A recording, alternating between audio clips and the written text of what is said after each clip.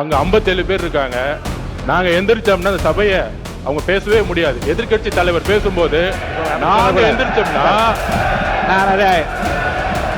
தைரியம் இருந்தால் என்ன பேச சொல்ல விடுங்க. பேசுங்க பேசுங்க. உண்மை இருந்தால் அமைதியா இருக்கணும். உண்மையற்றவர்கள் தான் சவுண்ட் கொடுப்பாங்க. உண்மை இல்லைன்னா பயம் வந்து எந்திரிச்சு கத்த ஆரம்பிச்சிருவாங்க. தவறான தகவலை இங்க பதிய வைக்கிறீங்க. இந்த திட்டத்தை கொண்டு வந்தது எங்களுடைய தலைவர் 2023ஆம் ஆண்டு தான் அறிமுகப்படுத்தப்பட்டது. எல்லாம் தெரிஞ்சுட்டு பேசுங்க. 2 வயது குழந்தையை கற்பழி திமுகவோட உறுப்பினர் போட்டோ தான் காட்டினாரு. எஃப்ஐஆர் பதிவு பட்டிருக்கு அப்படின்னு சொன்னாரு. இது என்ன தெரியுதுன்னா, எங்களுடைய ஆட்சியில நாங்க நடவடிக்கை எடுத்திருக்கிறோம். நடவடிக்கை எடுக்கப்பட்டிருக்கு எங்களுடைய ஆட்சியில. நாங்க கேட்கறது ஏன் உங்க ஆட்சி நடவடிக்கை எடுக்க மாட்டேங்கிறீங்க அப்படிங்கறத நாங்க கேட்கிறோம். போதை பழக்க வழக்கம்ங்கிறது 100 நாட்கள் உருவாக்கல. இதை அடித்தளத்தில் உருவாக்குனது திமுக தான். போதைப் பொருள் தடுப்புக்கு எங்க ஆட்சியில நடவடிக்கை எடுக்கல அப்படின்னா அப்புறம் என்னதுக்கு இந்த காவலருக்கு முதலமைச்சர் அவர்கள் விருது கொடுத்தார் அப்படின்னு இங்க நான் பதிய வைக்க விரும்புகிறேன். உட்காருங்க. நீங்க உட்காருங்க. மாண்புமிகு உங்கள் சத்யாவில் இப்பொழுது ஆடி அதிரடி தள்ளுபடி. 100 நாள் ஆட்சி அடுத்த 25 வருடங்களுக்கான ஒரு அடித்தளத்திற்கான மக்கள் ஆட்சி. இந்த ஆட்சியை உருவாக்கியது இளைஞர்களும் பெண்களும். அதற்கு நாங்கள் எப்பொழுதும் உண்மையா இருப்போம். எங்களுடைய முதலமைச்சர், இறந்த எங்களுடைய சகோதரர்கள் அமுதனும் தனுஷாவட்டும் எங்களுடைய குடும்பமாகவும் சகோதரனாகவும் நாங்கள் நினைக்கிறோம். எங்களுக்கு உணர்ச்சியோட ஒரு அரசியலை நாங்க இதை பத்தி நாங்க பேசுறோம். இதை பற்றி மாண்புமிகு 2 அமைச்சர்களும் விளக்கினார்கள். என்ன நடந்தது, அதற்கான தகுந்த நடவடிக்கை என்ன அப்படி என்று. குறிப்பாக ட்ரக்ஸ், போதை ஒரு முக்கியமான பிரச்சனைங்கிறது மாண்புமிகு அனைத்து கட்சி சட்டமன்ற உறுப்பினர்களும் மூத்த உறுப்பினர்களும் அது கடுமையான நடவடிக்கை எடுக்கணும். காவல்துறை உடைய அறிக்கையை மட்டும் நீங்கள் நம்பாதீங்க அப்படிங்கிறத பதிவு பண்ணாரு. குறிப்பாக கம்யூனிஸ்ட் கட்சியுடைய தோழர் ஆகட்டும், அதிமுகவுடைய சட்டமன்ற உறுப்பினராகட்டும், அனைத்து கட்சி உறுப்பினர்களாகட்டும், நாங்கள் உறுதியாக கூறுகிறோம், காவல்துறையுடைய அறிக்கையா இல்லை காவல்துறையா இல்லை இறந்த சகோதரியின் தாய்னா எங்க முதலமைச்சர் ஒரு தாய் பக்கம் தான் நிற்பார். உறுதியாக சொல்றோம்.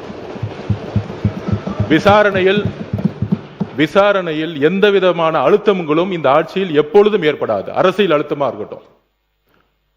நேற்றே நானும் முதலமைச்சருடைய ஆணையின்படி நானும் திரு ராஜ்மோகன் அவர்களும் பள்ளித்துறை அமைச்சரும் சென்றோம். தனுஷ் அவர்களுடைய வீட்டிற்கு சென்றோம். ஒரு குடும்பத்தை சந்தித்தோம்.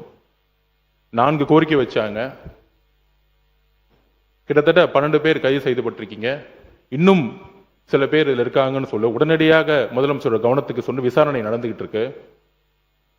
இறந்த தனுஷோடைய அடக்கம் இடத்துல ஒரு கல்லறை வேணும்னு சொன்னோம். உடனடியாக முதலமைச்சர் அந்த கல்லறைக்கான இடத்தை ஐடென்டிஃபை பண்ண சொல்லியிருக்கிறாரு. அவர்களுக்கான வன்கொடுமை தட்டத்தின்படி அவர்களுக்கான உரிய இழப்பீடை இன்றைக்கு கலெக்டருக்கு கொடுக்க சொல்லி முதலமைச்சர் உத்தரவிட்டிருக்காரு. இதோடைய வெளிப்பாடுதான் தற்போதைய ஆட்சி பொறுப்பேற்ற உடனே மாண்புமிகு முதலமைச்சர் அவர்கள் கையெழுத்திட்ட 3 திட்டங்களில் anti narcotics task force ANTF திட்டம் ஒன்றாகும்.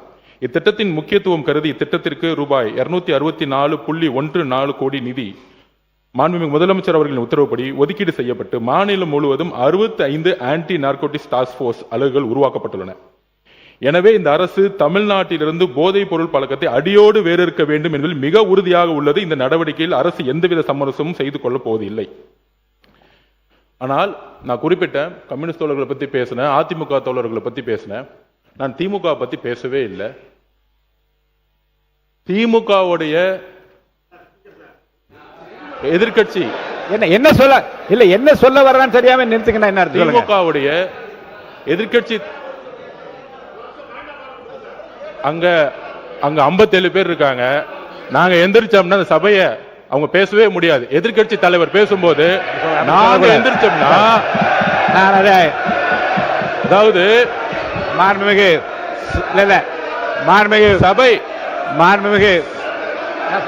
என்ன பேச விடுங்க. மாண்புமிகு பொதுப்பணித்துறை அமைச்சர் சொன்ன கருத்தை நான் ஏற்க முடியாது. மாண்புமிகு பொதுப்பணித்துறை அமைச்சர் சொன்ன கருத்தை ஏற்க முடியாது. அதை மட்டும் அவைக்குழு நீக்குகிறேன். நீங்க பேசுங்க. யாரும் சொல்லிட்டேன், நீக்கிட்டேன். உட்காருங்க, உட்காருங்க, உட்காருங்க, உட்காருங்க. மாண்புமிகு பொதுப்பணி இல்லைங்க,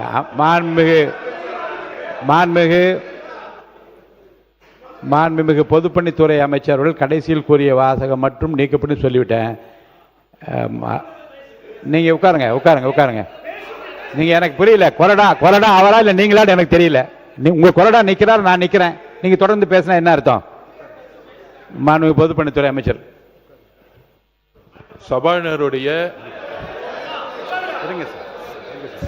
சபாநாயகருடைய உத்தரவுக்கு நாங்கள் கட்டுப்படுறோம். நாங்கள் சொல்ல வந்ததுன்னா, எதிர்க்கட்சி தலைவர் பேசும்போது அரசின் மீது பல்வேறு குற்றச்சாட்டுகள் வைத்தார். நாங்கள் ரொம்ப அமைதியா இருந்தோம். ஒரு குரல் கூட நாங்கள் பேசல. ஆனால் ஒரு ஜனநாயகப்படி எங்களுடைய கருத்துக்களை கேட்க வேண்டும். அதற்கு எதிர்க்கட்சி தலைவராக இருக்கும் கொறடாவும் அதுக்கு ஒரு ஆணையிடணும். நாங்கள் எந்திரிச்சு பேசும்போது குரல் கொடுக்கிறது அவைக்கு உடைய மரபு மீறிய செயல்ங்கிறத நான் திரும்பி பதிவு பண்றேன். அப்ப ஆதாரத்துடன் பேசுறேன். இப்பொழுது எதிர்க்கட்சி தலைவராக இருந்தவர் அன்றைக்கு டெப்டி சிஎம் இருந்தாரு. திமுக ஆட்சியுடைய இந்த போதை பழக்க வழக்கம் இந்த 100 நாள் ஏற்படுத்த முடியாது. இந்த போதை பழக்க வழக்கம் நாங்கள் திருப்பியும் பதிவு பண்றோம். 2020 வரைக்கும் 2020க்கு முன்பு தமிழ்நாட்டில் போதை கலாச்சாரம் இல்லை, உறுதியாக நாங்கள் கூறுகிறோம். ஆனால் இந்த கலாச்சாரம் எங்க ஆதாரம் இங்க இருக்கு. ஆதாரம் ஒரு பேச விட சொல்லுங்க. தைரியம் இருந்தால் என்ன பேச சொல்ல விடுங்க. பேசுங்க, பேசுங்க. உண்மை இருந்தால் அமைதியா இருக்கணும். உண்மையற்றவர்கள் தான் சவுண்ட் கொடுப்பாங்க. உண்மை இல்லைன்னா பயம் எந்திரிச்சு கத்த ஆரம்பிச்சிருவாங்க. எங்க பக்கம் உண்மை இருக்கு, என்கிட்ட உண்மை இருக்கு. ஒரு போதை கலாச்சாரம் தமிழ்நாட்டில் அதிகமா உருவாச்சுன்னா எங்க முதல்ல பிரச்சனை வரும்னா, குழந்தைகள் மீது பாலியல் வன்கொடுமை உருவாக்கப்படும். போதை கலாச்சாரம் உருவாகும் பொழுது குழந்தைகள் மீது பாலியல் வன்கொடுமை அதிகமாகும். இதுதான் ரெண்டுத்துக்கான நெருக்கம். அதுல 2020 தமிழ்நாடுடைய காவல்துறை அறிக்கை சொல்றேன். 2020 4338 கேஸ் போஸ்கோ வழக்கு. 2021 6064, கிட்டத்தட்ட 2000 கேஸ் இன்க்ரீஸ் ஆயிருக்கு. 2022 6580 கேஸ். 2023 6968 கேஸ். 2023 2024 குறிப்பாக இதை நோட் பண்ணிக்குவாங்க மாண்புமிகு பேரவைத் தலைவர்களே. 6968 இருந்து 10,046 40% போக்சோ வழக்கு அதிகமா இருக்கு. அப்பொழுது இப்ப நாங்க ஆன்டி ட்ரக்ஸ் போர்ஸ் போட்டிருக்கோம். எங்களுடைய முதலமைச்சர் பிரச்சாரத்தை உருவாக்கி இருக்காங்க. முக்கியமான இன்னொரு ப்ரூஃப் சொல்றோம். மாண்புமிகு எதிர்க்கட்சி தலைவர் இதை பத்தி சொல்லணும். முக்கியமான ஒரு ப்ரூஃப், பாலியல் தொந்தரவில் 2.5 வயது பெண் குழந்தை பலி. கற்பழிச்சது திமுக உறுப்பினர். 2.5 வயது குழந்தையை கற்பழிச்சது 2.5 வயது குழந்தையை கற்பழிச்ச திமுக உறுப்பினர். இதை பத்தி இதற்கு முன்பு டெப்டி சிஎம் இருந்த இன்றைக்கு எதிர்க்கட்சி தலைவர் 2.5 வயது குழந்தையை திமுக உறுப்பினர் கற்பழிக்க பொழுது என்ன பேசினார், என்ன நடவடிக்கை எடுத்தாங்க? போதை ஆன்டி ட்ரக்ஸ்க்கு எதிராக எத்தனை மீட்டிங் இந்த 5 வருஷமா பதிவு பண்ணாங்க. அயலகத்துறை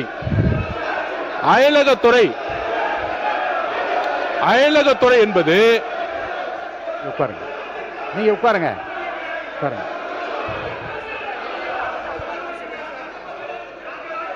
அதாவது அயலக யாராவது என்பது உட்காருங்க. நீங்க உட்கார சொல்லுங்க. மாண்புமிகு அவர் பேசி முடிக்கட்டும். மாண்புமிகு பொதுப்பணித்துறை அமைச்சர் அவர்கள் நீங்க உட்காருங்க. நீங்க உட்காருங்க. மாண்புமிகு பொதுப்பணித்துறை அமைச்சர் வரிசையாக வகைப்படுத்தி சில ஆதாரங்களை கொடுக்கிறார். இருங்க, நான் வாய்ப்பு தருகிறேன். அவர் பேசி முடித்ததும் உங்களுக்கு வாய்ப்பு தருகிறேன். நீங்க சொல்லுங்க, பதில் சொல்லுங்க. விவாதமே கூடாது என்றதல்ல. மாண்பு உறுப்பினர் இங்க பாருங்க 55 விதியின் கீழ் 55 விதியின் கீழே கருத்து சொல்வதற்கு நான் அனுமதி அளித்திருக்கிறேன். அவர் கருத்து சொல்றாரு. அதுல மாறுபட்ட கருத்து இருந்தா உங்களுக்கு நான் அனுமதி தரேன், நீங்க பதில் சொல்லுங்க. உட்காருங்க உட்காருங்க. இப்ப பொதுப்பணித்துறை முடிச்சிருங்க. பொதுப்பணித்துறை அமைச்சர் முடிங்க. அடுத்து உங்களுக்கு தரப்போறேன். உட்காருங்க உட்காருங்க உட்காருங்க. நீங்க கொடுங்க. இருக்க விதிப்படி தான் நடத்துறேன். நீங்க வாங்க. நீங்க ஓகே.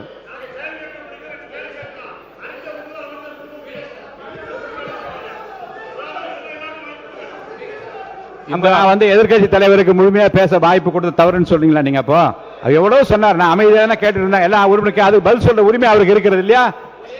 இல்லைங்க, மாண்பு எதிர்கட்சி தலைவர் பேசுகிற போது கவன ஈர்ப்பு தீர்மானத்தை தாண்டியும் தமிழ்நாடு முழு நடந்த பல சம்பவங்களை சொல்லுகிற போது அமைதியா கேட்டு அதுக்கு பதில் சொல்வதற்கு உரிமை ஒரு கலெக்டிவ் ரெஸ்பான்சிபிலிட்டி மந்திரிகளுக்கு இருக்கிறது. முதலமைச்சர் இல்லாவிட்டாலும் கூட ஒரு கலெக்டிவ் ரெஸ்பான்சிபிலிட்டி அடிப்படையில் அமைச்சர்கள் பதில் சொல்லுவார்கள்.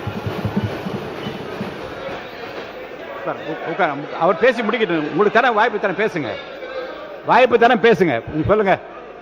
மாண்புமிகு பேரவைத் தலைவர்களே, இந்த ஆதாரங்கள் எல்லாம் திமுக ஆட்சியில் போலீஸ் கொடுத்த அறிக்கை. இது தமிழக வெற்றி கழகத்தோட அறிக்கை கிடையாது. இது போலீஸ் முன்னாள் முதலமைச்சர் மு க ஸ்டாலின் அவர்கள் ஹோம் மினிஸ்டரா இருக்கும் பொழுது அன்றைக்கு கொடுத்த டிஜிபி, அன்றைக்கு கொடுத்த இருந்த எஸ்பிக்கள் கொடுத்த ஆதாரம். இது போக்சோ வழக்கு கிட்டத்தட்ட 40-60% ஒவ்வொரு ஆண்டும் ஏறி இருக்கு.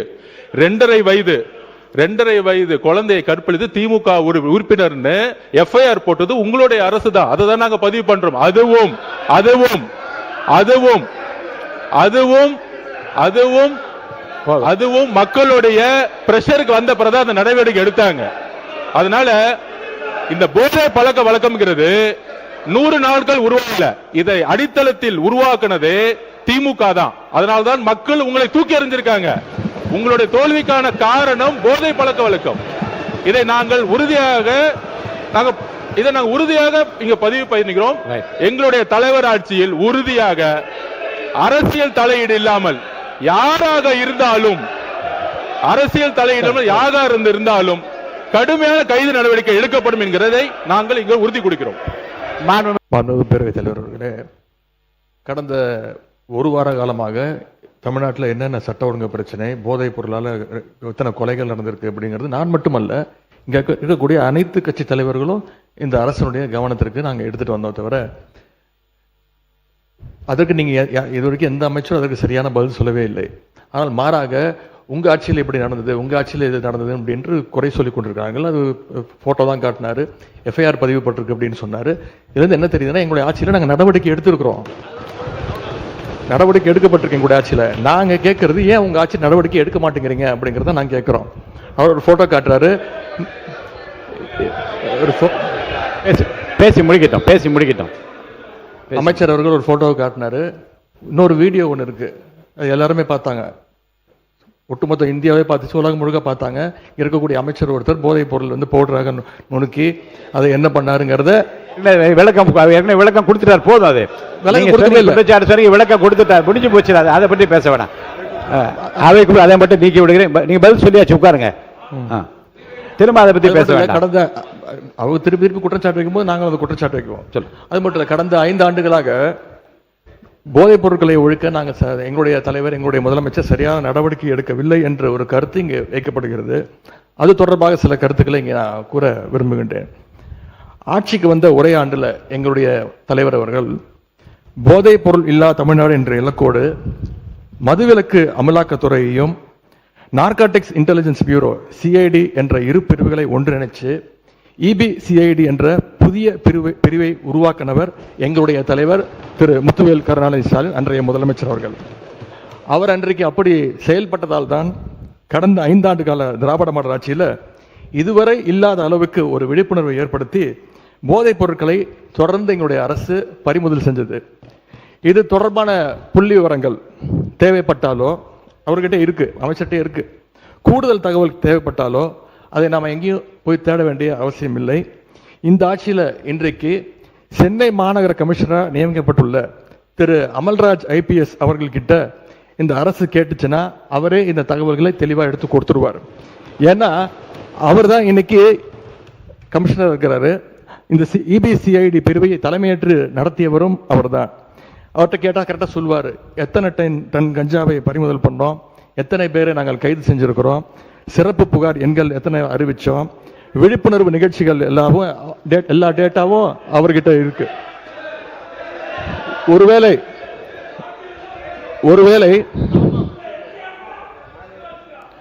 ஒருவேளை எங்களுடைய திராவிட மாடல் ஆட்சியில் போதைப் பொருளை தடுக்கிற செயல்பாடுகள் சரியா நடக்கல அப்படின்னு இந்த அரசு எங்களை குற்றம் சாட்டுச்சுன்னா, நான் உங்ககிட்ட கேட்க வேண்டிய கேள்வி, அப்புறம் என்னத்துக்கு அந்த அவ்வளவு பெரிய அதிகாரிய இப்போ இவ்வளவு முக்கியத்துவம் வாய்ந்த சென்னை மாநகராட்சி ஆணையர் பொறுப்புல போட்டிருக்கீங்க என்ற கேள்வியை இந்த அரசுக்கு வைக்கிறேன்.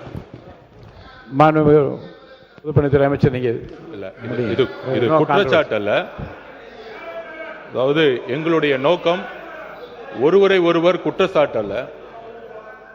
போதை பழக்க வழக்கம் தமிழ்நாடு முழுவதும் அதிகமானதுதான். எங்களுடைய பிரச்சாரத்திலேயே ஒவ்வொருத்தருக்கும் சொல்லும் பொழுது எங்களுடைய முதலமைச்சர் நாங்களும் சொல்லும்போது பெண்கள் சொல்லியது, எல்லா தெருக்களிலும் இந்த கஞ்சா பழக்கமும் ட்ரக்ஸ் பழக்கமும் அதிகமாக இருக்குது, நீங்க ஆட்சிக்கு வந்தா ஒழிச்சிடுங்கன்னு எங்களுடைய கையை பிடிச்சு சொன்னது பெண்கள். அதில் நாங்கள் உறுதியாக இருக்கிறோங்கிறத நாங்க பதிவு பண்ணோம். அதுல ஒரே ஒரு கேள்வி, மாண்புமிகு எதிர்க்கட்சி தலைவருக்கு நான் இன்னும் முடிக்கல, நான் முடிச்சிடறேன். அவர் கேட்ட ஒரு கேள்விக்கு அவர் சொன்னாரு, ஆன்டி ட்ரக்ஸுக்கு எதிராக நாங்க தனியா நடவடிக்கை எடுத்தோன்னு, எங்களுடைய ஆட்சியில் ஆன்டி ட்ரக்ஸ் ஆன்டி நார்கட்டிக் டாஸ்க் போர்ஸுக்காக ரூபாய் 264.14 கோடி ஒதுக்கப்பட்டிருக்கு. உங்களுடைய முன்னாள் முதலமைச்சரும் சரி, நீங்கள் துணை முதலமைச்சர் இருக்கும் பொழுது இந்த போர்ஸுக்காக எத்தனை கோடி ரூபாய் நீங்க ஒதுக்கி இதுக்கான பணிகளை நீங்க மேற்கொண்டீர்கள் பதிவு பண்ணுங்க. விவாதம் பேசு. உங்களுடைய ஆட்சியில் இந்த திட்டத்திற்கு என்ன பணிகள் மேற்கொள்ளப்பட்டது? ஒரு பணினா அதுக்கான பட்ஜெட் ஒதுக்கணும், எவ்வளவு பட்ஜெட் ஒதுக்குனாங்க? மாண்பு எதிர்கட்சி தலைவர் அவர்கள் பேசுங்க. மாண்பு எதிர்கட்சி தலைவர் அவர்கள். பேரவைத் தலைவர் அவர்களே, இன்னொன்னு, போதைப் பொருள் ஒழிப்பு மற்றும் சட்டவிரோத கடத்தல் தடுப்பு பணியை சிறப்பாக மேற்கொள்ளும் காவலர்களுக்கு 2 நாட்களுக்கு முன்பு நம்முடைய முதலமைச்சர் அவர்கள் விருதுலாம் வழங்கியிருக்கிறார். விருது எதற்காக பார்த்தீங்கன்னா, போதைப் பொருள் ஒழிப்பு மற்றும் சட்டவிரோத கடத்தல் தடுப்பு நடவடிக்கையை சிறப்பாக மேற்கொண்டதற்காக, கடந்த ஒரு வருடமாக சிறப்பாக பணியாற்றியதற்காக 15 காவல்துறை அதிகாரிகள் மற்றும் காவலர்களுக்கு முதலமைச்சர் அவர்களே விருது கொடுத்திருக்கிறாங்க. அந்த 15 காவலர்களுமே எங்களுடைய ஆட்சி காலத்தில் பல்வேறு வழக்குகள்ல போதைப் பொருள் ஒழிப்பு நடவடிக்கையை சிறப்பா மேற்கொண்டவங்கன்னு இன்னைக்கு அரசு அறிக்கை கொடுத்திருக்கு. விருது பெற்ற அந்த 15 காவலர்களும் எத்தனை கிலோ போதைப் பொருட்களை பறிமுதல் பண்ணாங்க, எத்தனை குற்றவாளிகளை பிடிச்சாங்க, எவ்வளவு நாட்களுக்கு அவங்களுக்குலாம் தண்டனை வாங்கி கொடுத்திருக்கிறாங்க, இந்த விவரங்களை எல்லாம் அரசு வெளியிட்ட செய்தி குறிப்பில் தெளிவாக சொல்லியிருக்கிறீங்க. போதைப் பொருள் தடுப்புக்கு எங்க ஆட்சியில நடவடிக்கை எடுக்கல அப்படின்னா அப்புறம் என்னத்துக்கு இந்த காவலருக்கு முதலமைச்சர் அவர்கள் விருது கொடுத்தார் அப்படின்னு இங்க நான் பதிய வைக்க விரும்புகிறேன். அதே போல அமைச்சர் அவர்கள் சில கேள்விகளை கேட்கிறாரு. அமைச்சர் அவர்கள் கேட்கிற கேள்விக்கு தான் நான் பதில் சொல்லணும் அப்படின்னு அடம்பிடிக்கிறாரு. இன்னைக்கு நான் நம்முடைய அனைத்து கட்சி தலைவர்கள், அத்தனை எதிர்கட்சி தலைவர்கள்லாம் இன்னைக்கு இந்த என்ன சட்டம் ஒழுங்கு சம்பந்தமா பேசிட்டு இருக்கிறோம். அந்த சம்பந்தப்பட்ட அமைச்சர் இங்க இருக்கிறாரு, அவர் ஏன் இப்ப பதில் சொல்ல மறுக்கிறாரு என்பதை நான் கேட்க விரும்புகிறேன். மாண்புமிகு பேரவைத் தலைவர் அவர்களே, மாண்புமிகு எதிர்க்கட்சி தலைவர் சொன்னார், இந்த மாதிரி 15 காவலர்களுக்கு சிறப்பு விருது கொடுத்தோன்னு. இது ஒன்றும் புதிய நடைமுறை கிடையாது. வருடம் புரட்சி தலைவி அம்மா காலத்திலிருந்தே இது கொடுத்துட்டு தான் வராங்க. அதனால போதை தடுப்புக்கு எந்த ஒரு நடவடிக்கையும் எடுக்கல.